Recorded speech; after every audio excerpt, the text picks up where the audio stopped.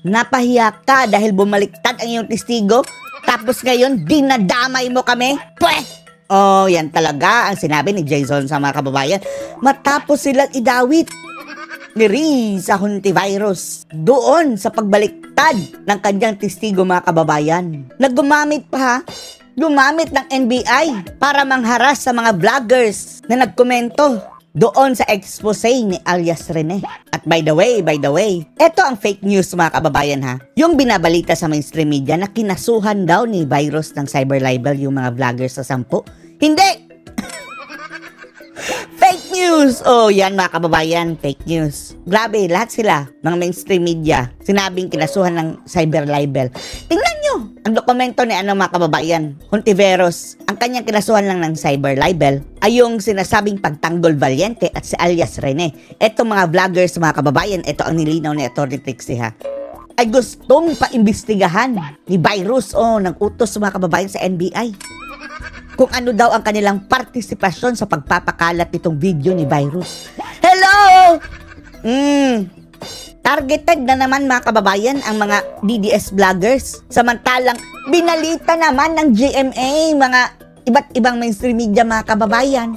Nagkomento nga lang yung mga vloggers Tapos ngayon sila pa ang iimbestigahan. Anong kaululan yan, Virus? Panoorin niyo po ha. Agad namang bumuwelta mga vlogger na pinaiimbestigahan ni Senador Risa Hontiveros. Mensahe ni Jason sa senadora kung napahiya siya sa umano'y pagbaligtad ng kanyang testigo. Oo nga, napahiya mga kababayan Tapos ibabaling sa mga vloggers? Ano kahilo? Problema mo yan. Dinadamay pa ang mga vloggers, mga kababayan. Alam nyo, yung ginagawa ni Virus na dinadamay ang mga vloggers. Taktikan niya mga kababayan yan para matakot na hindi i-discuss ang kanyang sitwasyon ngayon. Akala niyo mga bulok ang mga vloggers yan? Virus, ikaw ang bugok kung ganon. Kung ganyan ka mag-isip na mapipigilan mo silang magkomento dyan sa sitwasyon mo. Bumaliktad si alias Rene, mga kababayan. Dapat isali din sa pag-imbestiga yung si Hontiveros, mga kababayan ng NBI. Humanda kayo. Dahil nagsampa na po ng kaso si Topacio, mga kababayan, pero separate case. Sana etong kampo ni Kibuloy magsampa ng kaso dyan kay Virus. Problema niya raw yun. Huwag na raw siyang idamay. Kinwestiyon din ni Crisel Chu ang pagdamay sa kanya sa kaso. Ito the same people, mga kababayan, na ginigipit doon sa Quadcom.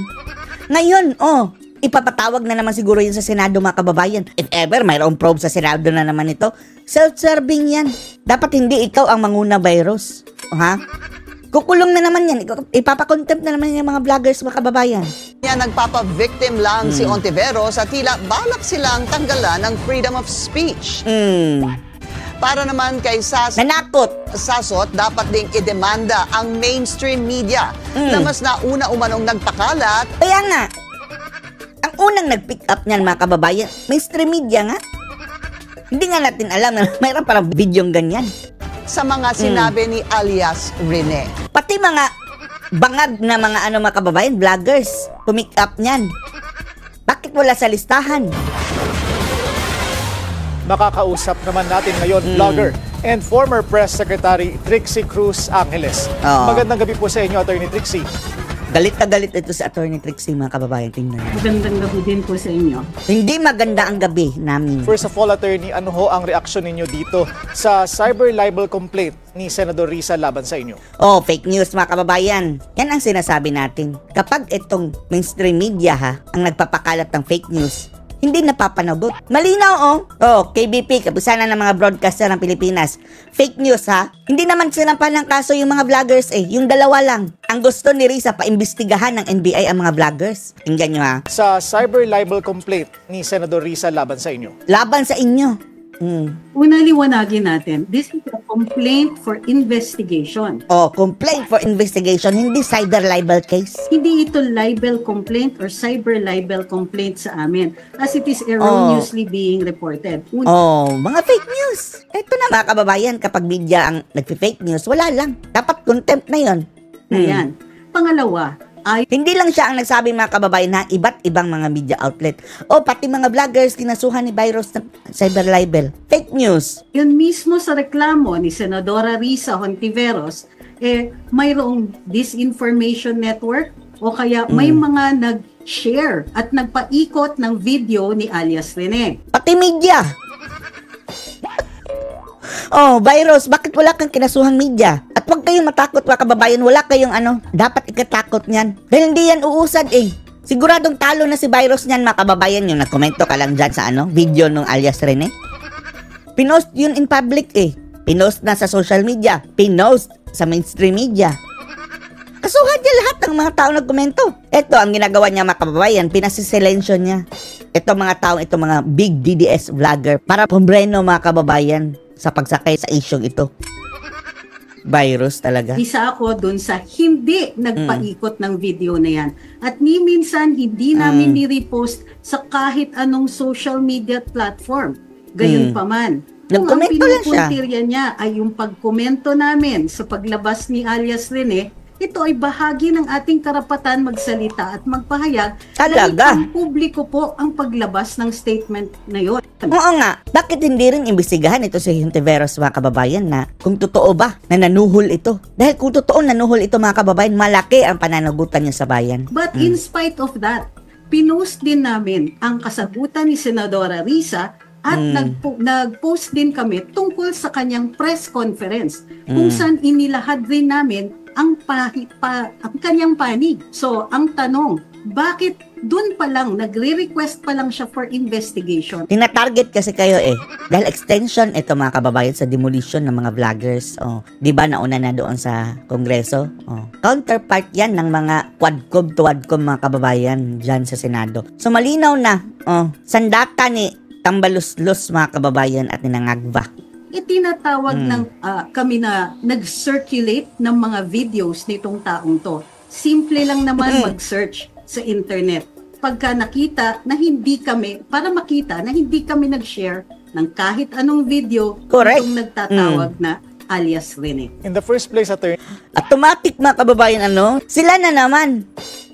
Automatic talaga. Mga vloggers pa nag-iinitan. Kilala niyo ho ba ang nasa likod nitong Pagtanggol Valiente account? Actually, hindi ko kilala either that account o mismong itong si alias Rene. Kaya nga, problema yan ni Virus mga kababayan eh. Ngayon, nandadamay. Binibigyan ng problema ang ibang tao mga kababayan para ma-divert ang usapan. Ngunit sinubaybayan pa rin naman natin yung saga na yan dun sa Senado. Although not even very much. Kukunti lang ang mga dati naming mga posts tungkol dito. In fact, zero.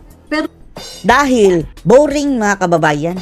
Nakakaumay tingnan. Hiring-hiring ni Virus. Anong pagpahayag nitong si alias Rene tungkol dun sa kanyang pagbabaliktad, di natural magkukomento ang mga tao.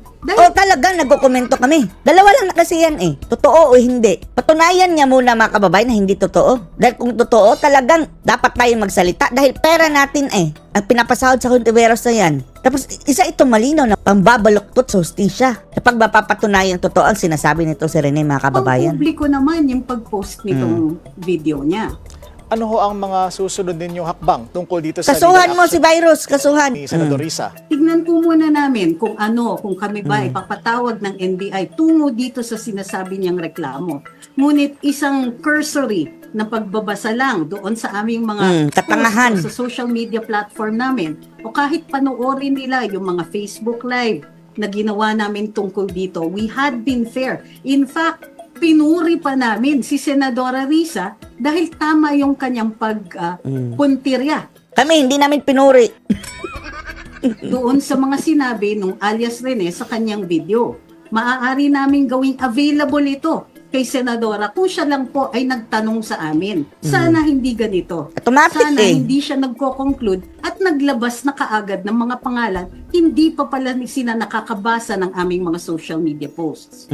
Ano po ang nakikita ninyong implication sa mga vlogger tulad ninyo dahil dito sa legal action ng Senadora? Actually, ang nakikita namin dito ay yun nga, yung sinasabi natin, gusto niyang i-control mga kababayan. Ito mga vlogger sa pamamagitan ng pang-i-intimidate. Intimidation yung ginagawa niya eh. Imbestigahan yung NBI. Eto naman mga vloggers, mga kababayan, ayaw niya ng gulo eh. Hahanap na lang sila ng ibang topic. Ay, ilang mga government officials na nasasanay na gawin kaming whipping boy. Whipping kami boy! na lang parate. Kami.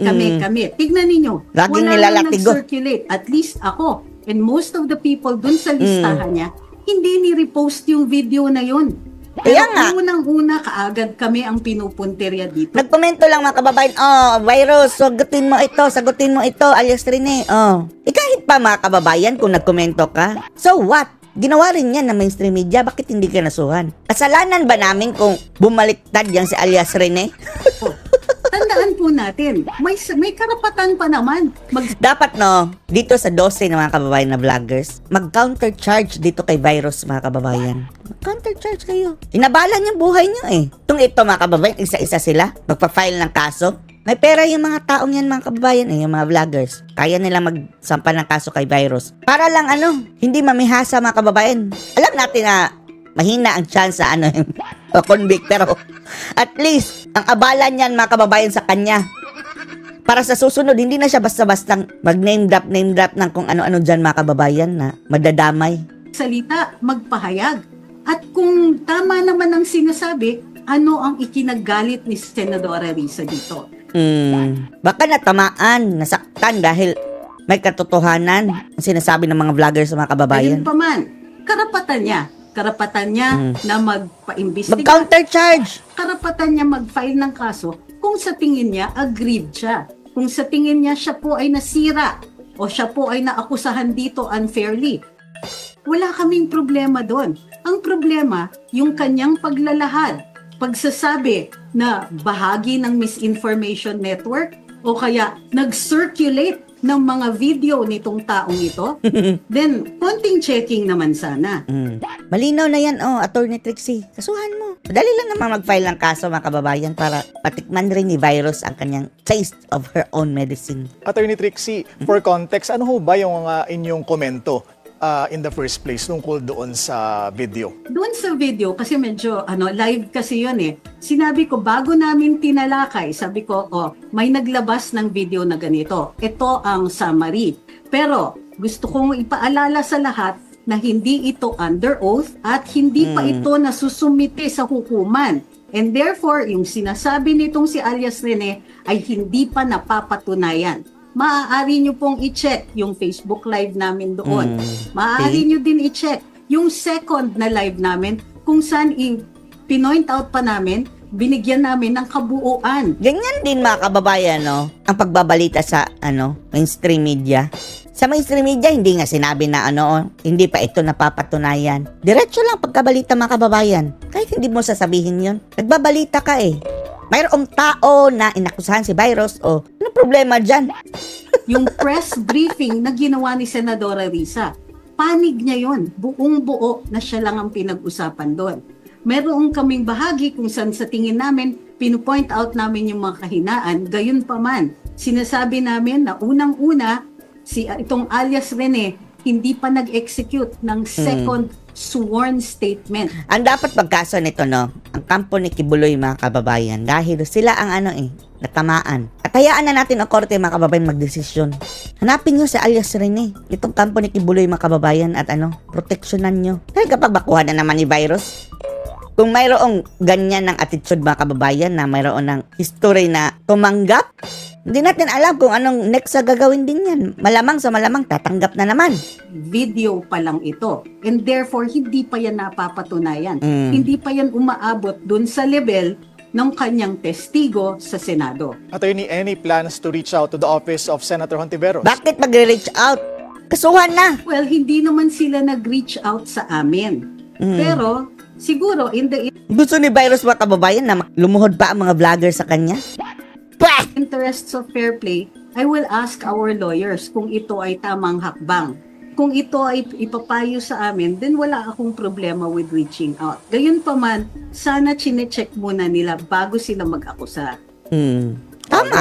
Maraming salamat po sa ano ba sasabihin dito mga kababayan? Post ka mas balaw.